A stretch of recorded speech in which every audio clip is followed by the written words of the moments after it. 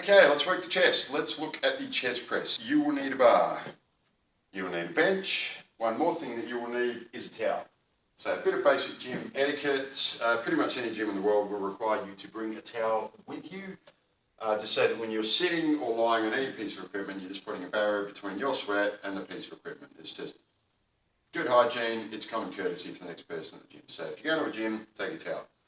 You need your bar, so bend your knees, pick the bar up. Do not twist through your back to turn that bar around and put it down like that. Keep your body square, walk around like this, protect your back, bend your knees, bar down off the end of the bench. You sit down on your bench, pick the bar up, lie back on the bench, make sure your backside is strongly positioned and supported on the bench, make sure your head is strongly positioned and supported by the bench, feet nice and close to the end of the bench, heels planted into the ground. Take the bar up above your shoulders. You want a wide grip with the bar. So you want your hands around about 1.5 shoulder widths apart. Bar's directly above the line of the shoulders at the top of the move. Bring it down to mid-chest at the bottom of the move. So above the shoulders at the top of the move, bring it down to mid-chest at the bottom of the move. Keep your elbows as close as you can to being directly under the line of the bar. So elbows under the line of the bar. Take your elbows wide on the way down. Open up your chest, bring the bar to mid-chest, and then squeeze your chest together. So elbows wide, open your chest, brace your core, squeeze your chest together to drive the bar back up above your shoulders. Your lower back, you want to keep nice and close to the top of the bench. So there should be just enough room to slip your hand flat under your lower back. You don't want any more room than that. So you want to brace your core, stabilise your body, and keep your spine in a nice neutral position.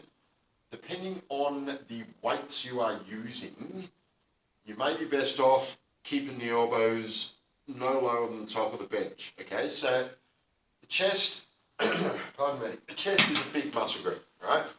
So if we're driving power up through the chest, we're driving it from the core, driving up through the chest, and if the elbows are staying in front of the body or at the side of the body in front of it, we can drive from the chest, we can drive through the core. Once the elbows start going behind or below the body, below the top of the bench, you do start putting more stress on the shoulders and your elbows are dropping down, so your core and your chest just don't have as much influence on the move. So if you're going with a heavier weight, because it's a big muscle group, I would suggest don't drop your elbows below the top of the bench.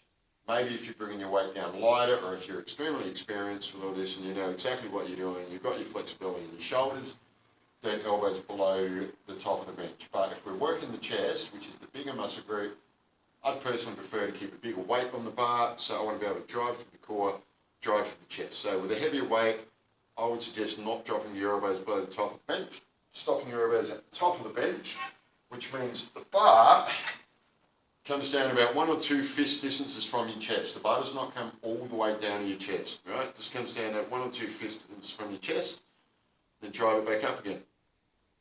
That's your chest press.